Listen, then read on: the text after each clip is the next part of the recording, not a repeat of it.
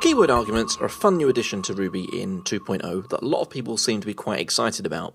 For example, take Thomas Anibo of the core JRuby team. He says, as for Ruby 2 features, I expect keyword arguments will have the largest impact on how people change their APIs, so I predict it will have the largest visible impact in how we think in terms of writing Ruby code. And the excitement behind keyword arguments was such that there was even talk of keywordifying the core Ruby class methods. So, for example, 10.step 100, 2 would become 10.step by 2 to 100, or 10.step to 100 by 2. Since, of course, one of the biggest gains of keyword arguments isn't just readability, but the ability to order arguments however we like. So, hard to remember positional arguments, be gone. Now, if you've been doing Ruby for a while, you'll know that we've been able to have pretend keyword arguments for a long time. So, here's the standard way of doing arguments and parameters, all positional. 10 goes to x, 20 goes to y, and so on and so forth.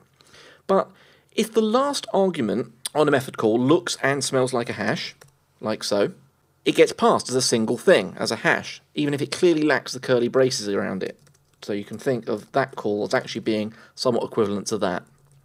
And we can go and prove this by up here, putting in, just put in h for hash, and we'll run this code, and you can see we get the 10, 20, 30 in x, y, and z, but here we get this hash with this extra stuff on the end, and we can go even further, and we just end up with a hash of all the rest of the stuff.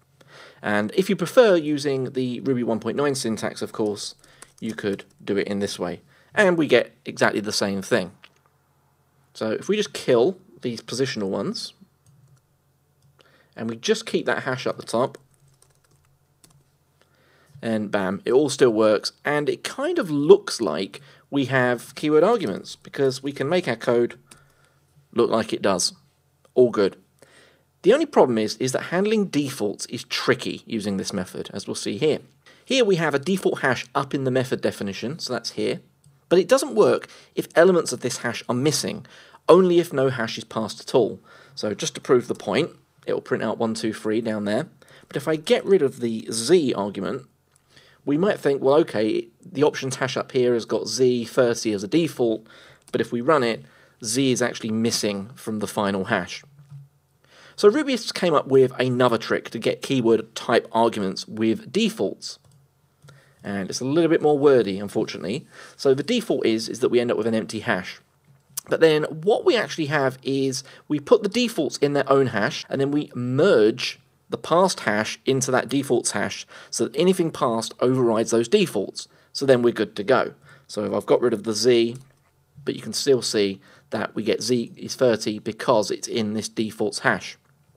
So in this way we get a form of keyword arguments on good old Ruby 1.9. So what's Ruby 2.0 got to offer us in particular?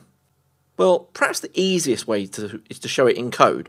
So we get to go from this type of approach to this type of approach. A lot nicer and a lot shorter, as you can see. Now, if you really wanted to, it is still possible to tack positional arguments onto the start of all of this. So this is our very simple example, but I could put A onto the start, keep a track of A, and then come down here and just put in a positional argument, and it all works perfectly fine. So you could perhaps best think of this feature as still using hashes behind the scenes, but Ruby 2.0 hides away all of the crufty part of making it actually work. This development will be of particular use in large, complicated method calls, especially where multiple hashes have been used to keep things separate from one another. So, for example, in the URL_for and link_to helper methods in Rails. There is a small gotcha to be careful of here that may confuse people that have used keyword arguments in other languages. So check out this code. All I've done here is I've got rid of the default values at the top, so you might think that it'll still work. X will get its value, Y will get its value, and so on, and perhaps default to nil if something isn't passed. However, we run this and it tells us a wrong number of arguments, 1 for free. And that's because the one argument is essentially this behind-the-scenes hash that is occurring when we use keyword arguments. And so in order to maintain backwards compatibility, which has been a goal of Ruby 2, if no default is passed using this colon approach, the parameters are treated like old-fashioned Ruby 1.8, 1.9 style positional parameters, and your keyword arguments will have no effect. There is, however, a workaround of sorts if you do want to do this type of thing. And what we can use is nil. So in this way, we've kind of converted it into using keyword arguments. If we run this, you'll now see that Z comes out as nil because it's missing in the call.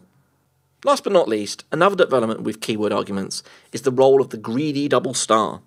So you'll be familiar with this type of construction where using a star or asterisk, if you prefer, in front of a parameter makes that a greedy parameter that sucks up the remainder of the arguments into a single parameter as an array.